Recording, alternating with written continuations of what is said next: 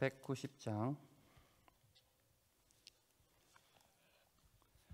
성령이여 강림하사 나를 감화하시고 애통하며 회개함마 충만하게 하소서. 예수여 비오니 나의 기도 들으사 애통하며 회개함마 충만하게 하소서. 성령이여 강림하사 그 신권능 주소서. 원하옵고 원하오니 충만하게 하소서. 예수여 비오니 나의 기도 들으사 애통하며 회개함마 충만하게 하소서. 힘이 없고 연약하나 엎드려서 비오니 성령 강림하옵소서. 충만하게 하소서. 예수여 비오니 나의 기도 들으사 애통하며 회개함마 충만하게 하소서. 정케하고 위로하사 복을 받게 하소서. 충만하게 하시오니 무한 감사합니다. 예수여 비오니 나의 기도 들으사 애통하며 회개함마 충만하게 하소서. 아멘. 사도신경으로 신앙 고백드리겠습니다. 전능하사 천지를 만드신 하나님 아버지를 내가 믿사오며 그 외아들 우리 주 예수 그리스도를 믿사오니 이는 성령으로 잉태하사 동정녀 마리아에게 나시고 본디오 빌라도에게 고난을 받으사 십자가에 못 박혀 죽으시고 장사한 지 사흘 만에 죽은 자 가운데서 다시 살아나시며 하늘에 오르사 전능하신 하나님 우편에 앉아 계시다가 저리로서 산 자와 죽은 자를 심판하러 오시리라. 성령을 믿사오며 거룩한 공예와 성도가 서로 교통하는 것과 죄를 사하여 주시는 것과 몸이 다시 사는 것과 영원히 사는 것을 믿사옵나이다. 아멘. 네, 요한복음 16장 1절에서 4절입니다.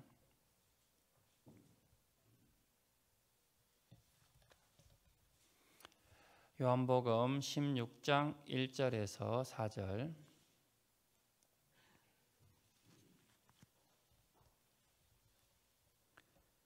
내가 이것을 너희에게 이름은 너희로 실족하지 않게 하려 함이니 사람들이 너희를 출교할 뿐 아니라 때가 이르면 물론 너희를 죽이는 자가 생각하기를 이것이 하나님을 섬기는 일이라 하리라.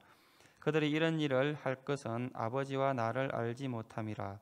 오직 너희에게 이 말을 한 것은 너희로 그때를 당하면 내가 너희에게 말한 이것을 기억나게 하려 함이요 처음부터 이 말을 하지 아니한 것은 내가 너희와 함께 있었음이라. 아멘. 예수님은 15장 후반부에서도 핍박이 있을 것이라는 말씀을 하셨는데 16장에서 한 번 더 반복해서 강조하고 계십니다. 사도행전을 보면은 예수님께서 부활 승천하신 후에 제자들이 감옥에 투옥되기도 하고, 또 본문의 저자인 이 요한만 제외하고 전설에 의하면은 나머지 모든 제자들은 순교했다라고 그렇게 전해지고 있습니다. 예수님은 이런 일을 미리 아셨기 때문에 준비하도록 위해서 재차 반복하고 있다는 것을 알 수 있습니다. 그런데 본문에 소개되는 세상의 박해는 15장하고 조금 차이가 있습니다. 15장 후반부에서는 너희를 미워하고 박해한다라고 언급했는데 반해서 오늘 16장에서는 2절에 보면은 아주 구체적으로 밝히고 있습니다. 사람들이 너희를 출교할 뿐 아니라 때가 이르면 물론 너희를 죽이는, 그러니까 출교와 죽이는 것입니다. 이것은 박해가 매우 심각한 수준이라는 것을 보여주고 있습니다. 출교라는 것은 해당에서 쫓겨난다는 개념인데, 유대인들은 유일신을 섬기는 그런 민족으로 민족의식이 매우 강하기 때문에 일반 그 삶이 해당 중심으로 이루어져 있습니다. 그래서 단순히 오늘날 교회에서 출교와는 전혀 다른 차원이죠. 신앙적으로 형벌에 해당합니다. 신앙적으로 형벌에 해당할 뿐만 아니라 생계에 결정적으로 타격을 받기 때문에 이 당시의 출교를 종교적 사형 또는 사회적 사형 이렇게 불렀습니다. 요한복음 9장에 보면 날 때부터 맹인인 사람을 예수님께서 고쳐주셨는데 이제 이때가 안식일이라서 이 바리새인들이, 종교 지도자들이 이 맹인의 부모님한테 추궁을 하죠. 어떻게 해서 너희 아들이 나았느냐. 그랬을 때 이 부모들이 자기들이 예수를 믿으면서도 출교가 두려워서 그거는 장성한 아들한테 직접 물어보라고 하면서 예수님께서 행하신 그 기적을 자신들의 입으로 언급하는 것을 피하는 것을 볼 수 있습니다. 이처럼 핍박은 사단이 성도들로 하여금 믿음을 버리게 하는 상투적인 수단이라 할 수 있습니다. 사단은 세상 권력을 사용하기도 하고 경제적 유혹이라든지 가족 간의 불화 등을 이용하는데, 성경은 이 세상 임금 또는 공중 권세 잡은 자라 표현합니다. 하나님께서 일정한 권세를 허락하셨기 때문에 마음대로 이것을 휘두를 수가 있습니다. 하지만 우리가 무서워 주눅들 필요가 없는 것이 예수님께서 우리에게 약속의 말씀을 주셨기 때문에 그렇습니다. 야고보서 4장 7절에 보면은 마귀를 대적하라 그리하면 너희를 피한다라고 말씀하셨고, 요한복음 16장 33절에는 세상에서는 너희가 환난을 당하나 담대하라 내가 세상을 이겼노라. 성도는 이런 말씀을 붙들고 이 핍박을 신앙 성장의 기회로 삼아야 합니다. 물론 이런 핍박은 굉장히 그런 고통과 희생이 따르는데요. 하지만 우리가 감당하지 못할 정도의 시련 당함을 허락하지 않으신다는 그러한 믿음을 가지고 이겨내면은 그 후에는 비교할 수 없는 축복이 기다리고 있는 것입니다. 한편 2절 후반부를 보시면은 이런 핍박을 가하는 자들은 자신들이 하나님을 섬긴다라고 생각을 합니다. 사람들이 너희를 출교할 뿐 아니라 때가 이르면 물은 너희를 죽이는 자가 생각하기를 이것이 하나님을 섬기는 일이라 하리라. 당시 유대인들은 그리스도인들을 출교하고 죽이는 일을 하면서 자신들은 하나님을 잘 섬긴다라고 생각을 했습니다. 예수님을 박해할 때도 예수님을 그 가지신 능력을 바알세불의 힘을 입어서 그 능력을 행한다라고 비난하기도 했습니다. 자신들의 입장에서는 모두가 이단인 것입니다. 저들의 상태를 3절에서는 그들이 이런 일을 할 것은 아버지와 나를 알지 못함이라. 영적 무지 때문이라는 것입니다.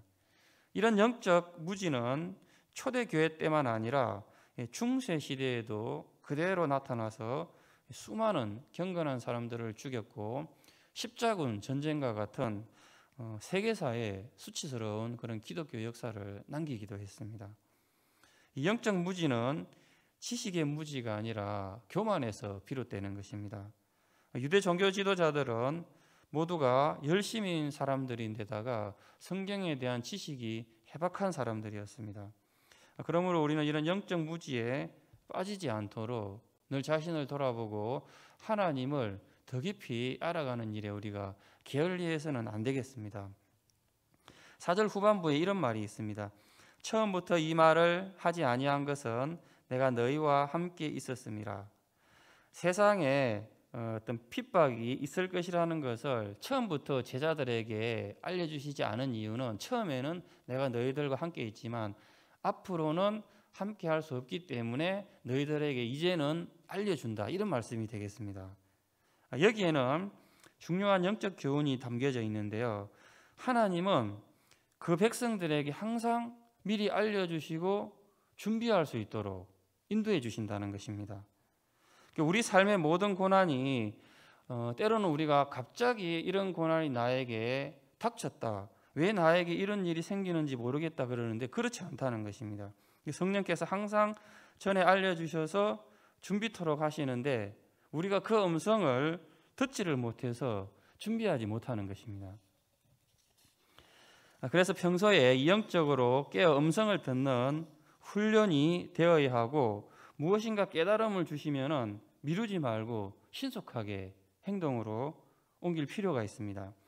특별히 죄와 관련해서는 신속히 대처해야 됩니다. 왜냐하면 죄의 싹은 반드시 사망이 이르기 때문에 그렇습니다.